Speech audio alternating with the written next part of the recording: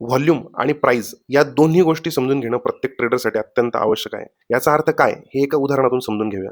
समजा एका स्टॉकची प्राइस सतत वाढते आहे. बाहेरून पाहणाऱ्याला वाटेल की हा एक चांगला अप ट्रेंड आहे. पण त्याच वेळी जर व्हॉल्यूम कमी होत असेल तर याचा अर्थ असा की मोठे बायर्स आता मागे हटत आहेत. ही प्राइस मूव्हमेंट फक्त काही लहान प्लेयर्समुळे होत आहे आणि जेव्हा त्यांची ताकद संपेल तेव्हा प्राइस जी ती एकदम सडन खाली येईल. आता कल्पना करा की तुम्ही फक्त प्राइस बघून बाय केले असते तर तुम्ही एका जाळ्यात अडकला असता. पण जर तुम्ही व्हॉल्यूम बघितला असता तर तुम्हाला आधीच धोक्याचा सिग्नल मिळाला असता. मार्केट नेहमी आपल्याला सिग्नल देते, पण ते थेट अक्षरात लिहून दिले नसतात. ते चार्ट्समध्ये आतमध्ये लपलेले असतात.